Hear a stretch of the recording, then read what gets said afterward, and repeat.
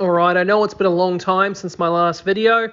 The first part we'll just talk about is I've just made a brief adjustment to the actual ruling for Gue'vesa in Tau Empire Detachments. So basically what we've done is we've now added Ogryns. So when I say Ogryns, I specifically mean the actual Ogryns datasheet from Codex Astromilitarum Imperial Guard. So basically no Bulgryns, no Ogryn Bodyguard, no Nork, just the Ogryns themselves, so the strength 5, toughness 5, 5+ save Ogryns. So basically, just to kind of give Tau another method of a melee unit, obviously we're not going to give them the most efficient ones out of the Codex because that kind of detracts from the whole reason why we're taking an Imperial Guard mono force or just an Astromilitarum army in general. So we're just going to give them that one specific that data sheet just to make it a little bit more interesting, because that data sheet itself is kind of underperforming at the moment, and then it has some interesting rule interactions just because they can get something like the Ethereal 6+ feel no pain.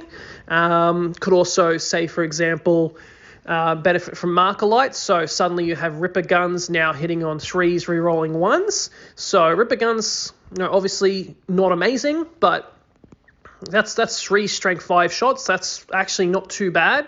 Hitting on 3s, re-rolling 1s. That's kind of like, say, having a whole squad of multi-lasers. So obviously, multi-laser strength 6, but yeah, that many strength 5 shots hitting at 3s.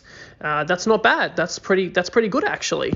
So it could be an interesting choice for 25 points a pop. Just something a little bit more interesting. And then what we've done, we've just changed the wording for that one to Gue'vesa. So the reason why we choose Gel, I've spoken to a few friends who are a little bit more savvy in the Tau lexicon than I am. So Gel means beast. So Gue'vesa means human, beast, helper. So basically Gel kind of comes from what they call orcs, for example. So an orc is a Gel. So orc beast. So it comes from that. So we're saying human beast. But yeah, other than that, that's the only rulings we've made for that. So if we move on to the actual example list, just to show off what we can actually do with this ability. So we've taken a brigade. Oddly, probably wouldn't see brigades outside Astromilitarum themselves. We've chosen Vior'la, the actual Sept, just to show off that we can take ethereal special characters. He's this Aun'Shi. He's the same amount of points as an Ethereal. He's just a better Ethereal for the same cost, so why not take him? We've given him the academic Luminary of Warlord trait, which is Vior'la's Sept's unique one, which gives them an extra CP to being the most important part, so we just got another CP to play with. Then we've taken 2 company commanders. I've forgotten to give them the chainsword. That's just because I wasn't a little bit less thorough than I normally am when I create lists. Obviously, we're always going to take the chainsword because it's an extra attack and it's free. Then we have a normal Ethereal there as well, just as another buffing character. As for troops, we have 30 breaches.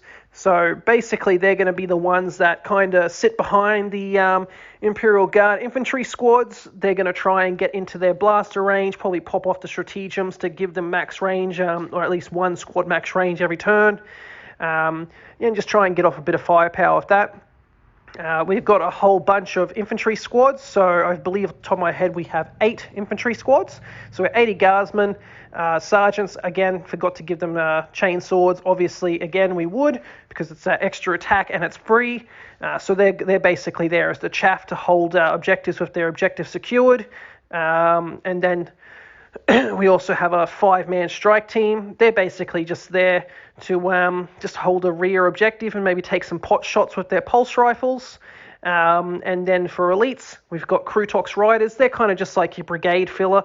They're cheap. They got basically autocannon equivalent weapons. So at half range, they have 2 shots, which basically just makes it an autocannon. So instead of heavy 2, it's rapid fire 1, and then within 24-inch range, you obviously get 2 shots. Moving on from that, we got fast attacks. So we just got 3 10-man Pathfinder squads just for the marker lights. So instead of taking a Farsight Enclaves detachment where everyone just gets one point of marker lights, we want to try and get marker lights on these Astromilitarum units. So think of it this way: if one of those Pathfinder teams hits with 5 marker lights, they all get BS 3+ and rerolls of 1s and ignores cover against a specific target.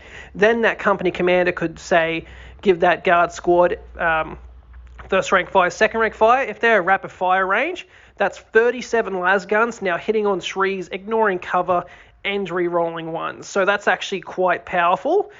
Think of it as in terms of just a mono Astra Militarum detachment, is that you would have to say be Cadian, use overlapping fields of fire, then also issue an order or be stationary if you're Cadian to get those rerolls of 1, and then you have to say take the Warlord trait that let, not the Warlord trait, the Laurels of Command relic to issue a second order on a 4+ to basically stack orders. So pretty powerful for 110 points, each of these Pathfinder teams for Imperial Guard.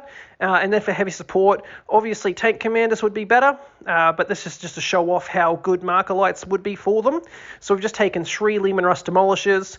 So again, +1 to hit, rerolls of 1, and then ignores cover. With Demolisher Cannon, basically turns all those Demolishers into tank commanders. So pretty interesting.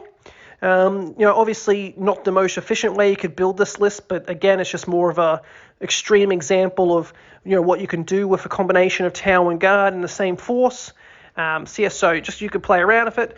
Obviously, this is intended more for actual Tau Empire rather than Farsight Enclaves.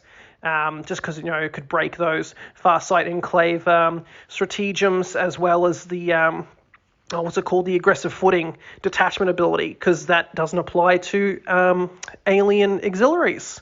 So yeah, that's everything. I'll see if I can maybe think up of a second example list just to show everyone how that would work as well. But I think this one's pretty self-explanatory. So yeah, thanks very much for watching. If you liked it, hit the thumbs up, subscribe, and leave any comments if you have anything for me. Thanks very much.